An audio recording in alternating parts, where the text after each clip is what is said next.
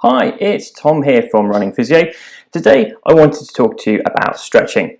Now, still working with lots of runners, a lot of them really focus on stretch as part of their routine.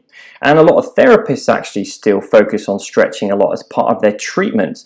And we know that actually sometimes this can make things worse. In lateral hip pain, for example, we know that when people stretch a lot, it tends to just aggravate symptoms, and it's one of several common mistakes we see in management of lateral hip pain. And we talk about this a bit more in our webinar series that I've linked to in the details in the title here for you. So I wanted this video to talk a bit more about stretching. Does it help performance in runners? Does it help muscle soreness from DOMs? Does it reduce injury risk? So we're going to explore that over the course of this video, and then towards the end talk to you about how you can use stretches a bit more effectively in clinic in a slightly more targeted way. Now, this is all part of a discussion point from Running Repairs Online, where we try and talk about these key topics and get people discussing them. So I'd really love to hear your views. What do you think? Do you find stretching effective in clinic? Do you think it gets a bit of a bad press? Do you think actually it's overused? I'd really like to hear what you think in the replies, in the comments. Let me know what your views are on it. So let's start with some of the findings then in the literature. The first one is that actually, if we're talking about runners and endurance athletes, elite athletes tend to be less flexible. And a lot of runners want to be like the elite athletes. They want to be able to mimic their running and their performance. But actually, not many of them want to be less flexible, even though it tends to be what we see in that elite group. And actually, inflexibility, particularly around the hip and the calf, the ankle joint, is associated with improved running economy. So you're likely to be a bit more efficient actually if you are a little bit less flexible. So that leads to a phrase I quite like to use with athletes: tight is all right. It's actually good. It might lead to improved performance. And the analogy I often use is thinking of a spring. We want the legs to behave a bit like a spring, and I know this is a bit of a simplification, but we want it to behave like a stiff, bouncy spring that bounces us along and takes advantage of that elastic energy that runners use. What we don't want is a really flexible, floppy spring. We don't want a spring that looks like this, which is actually my little boy's, which I've stolen from him. That's not going to bounce you along very efficiently. We need some tightness. We need some stiffness from our springs. So tight is all right. So that begs the question then, well, do we really want to spend time stretching if we need this tightness for economy and for performance? And actually, when you look at some of the research on things like pre-run stretching, it's been found to be detrimental for economy and performance. And we think because what it does is when we do a prolonged stretch, particularly a static stretch over about 30 seconds, is it reduces the stiffness and it reduces the muscle's ability to produce force quickly, which is not really what we want when we're about to go for a run. So pre-run stretching, particularly static stretching, is something that we're moving away from. So on the whole here, what we're seeing is there's no evidence that either acute or chronic stretching improves economy or performance in our runners. Now, by acute there we mean essentially pre-run stretching, and by chronic we mean using stretches in their own standalone session done repeatedly over a period of time. So even in runners that are diligently doing daily stretches away from their running practice, it doesn't seem to have major benefits in terms of economy or performance. But it is time consuming, so could they be spending that time working on something that's going to get them somewhat better results? So it doesn't seem that from a performance point of view, stretching has lots of benefits for our runners. Next up, well, what about DOMS, delayed onset muscle soreness? Now, wisdom has often been that if you get some DOMS, stretching is going to really help, and it can help prevent DOMS. However, research from Baxter et al., which is great review of the role of stretching in runners says that DOMs cannot actually be influenced by stretching, and that stretching doesn't seem to make much difference to it. It is something we know that is likely to go away with time, and that as an athlete gets used to whatever sport that they're doing, whether it's running more or doing more eccentric based strength work, the DOMs gets less and less. It's one of those things where actually, if we leave it alone, it tends to do quite well. So I don't think we need to do an awful lot in terms of stretching to address things like DOMs. So far, stretching's getting a bit of a bad rep here. It doesn't seem to help economy of performance. It's not very effective for DOMs. What about prevention of injury, the kind of golden goose that we want? Can we stop runners getting injured? Well, most studies show that static stretching has no impact on risk of running injury. It doesn't seem to reduce your running injury risk to do lots of static stretching. And if you think about it, most running injuries we think link to excessive load placed upon the tissues. And static stretching isn't going to change that. It's not going to magically transform you so your body can manage 50 miles when it could only do 20 miles before. So it's not surprising perhaps that it doesn't seem to have a major effect on injury risk either.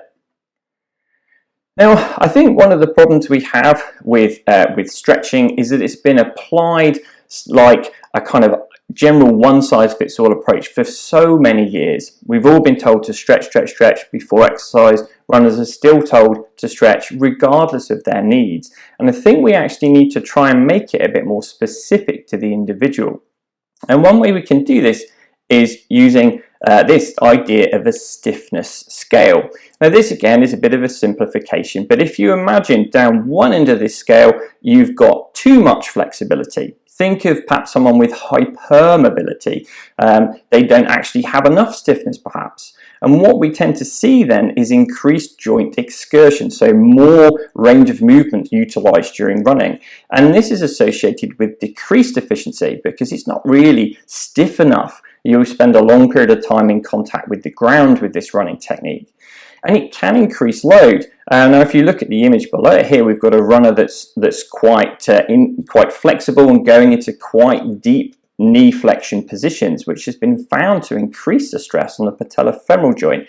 So there may be a downside in terms of decreased efficiency and performance, and it may mean increased stress on certain regions such as the patellofemoral joint. Now in this group, they're really not going to be benefiting much more from lots more stretches. They need more stiffness, not more flexibility, if anything. So we might use targeted strength and conditioning approaches to increase their strength and increase their stiffness. We might use plyometric exercises with a short ground contact time to reduce the movement that's occurring at the joint and make them more stiff. We might increase their step rate, which has also been found to increase stiffness during running. So we might try and move them more towards this sweet spot in the middle with an increase in stiffness. But if we go down the other end of the spectrum, you may encounter athletes that are too stiff and you see decreased joint excursion, particularly at the hip, knee and ankle. Now sometimes this can lead to compensatory movements and can result in increased loading elsewhere. If you look at the image at the bottom of the screen you have here, this is a runner with a long-standing restriction in left ankle dorsiflexion.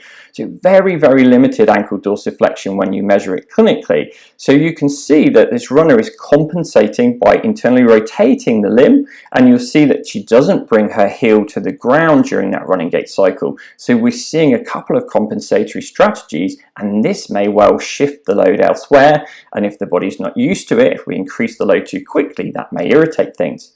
I will say, however, that this particular runner runs very well injury-free. So we don't want to demonize these changes in movement. This could be a positive compensation.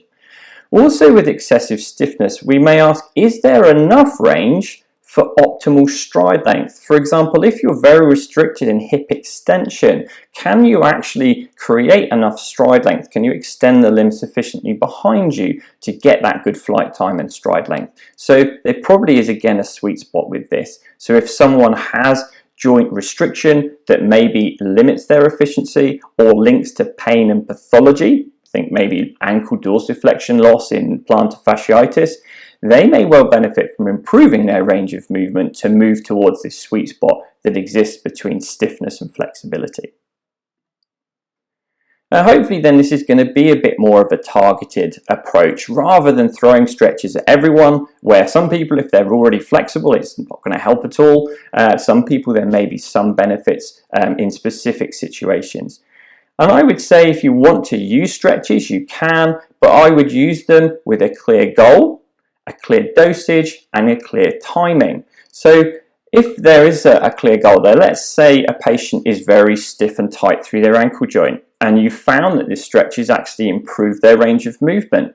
Absolutely fine, no problem. We can use that if we've objective evidence it's helping the patient and it links to their pain and pathology. Or a patient's telling you the stretches help their pain. Again, brilliant. Stretches may well have a role in addressing pain in people. We shouldn't dismiss them altogether in that regard, but there's a clear goal there. And we want to think about dosage too. Do you want to do a prolonged static stretch, which may have the detrimental effects in terms of power? Would you prefer to do a shorter duration stretch, maybe more of your dynamic stretching? Could that be more effective or more appropriate? And think about timing too. Is immediately pre-run the best time to be doing these stretches? Probably not in many cases. Could we sit it in a standalone session to achieve those specific goals for each individual? So it comes back a bit more then to specifics and individual requirements rather than a one-size-fits-all approach.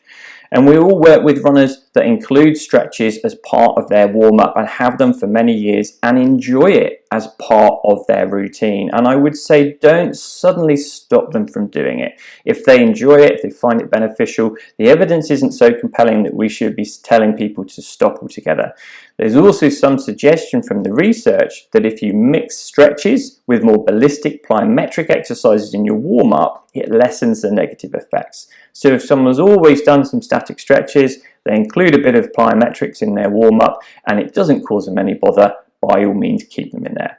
If it's increasing their pain or it's having negative effects, think about whether you want to replace it with something else or whether you think about dosage or timing a bit differently.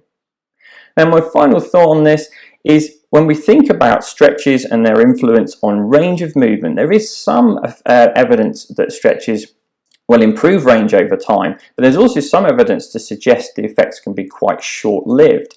If you want a longer lasting benefit in terms of improving flexibility, it might be that loading in lengthened positions with eccentrically biased strength exercises is a bit more effective.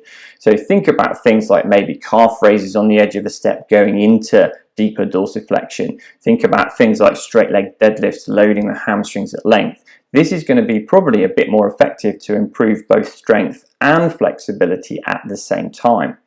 And if we come back to our spring analogy, and again, this is a simplification, we think that static stretches, they may stretch that spring out to make it a little bit more floppy, a little bit less stiff, which results in a short-term reduction in strength and power. Whereas in about half an hour or so, that stiffness and everything returns, the spring essentially goes back to where it was. However, in our eccentric loading, rather than stretching the spring out, it's adding coils to the base of the spring to make it physically longer.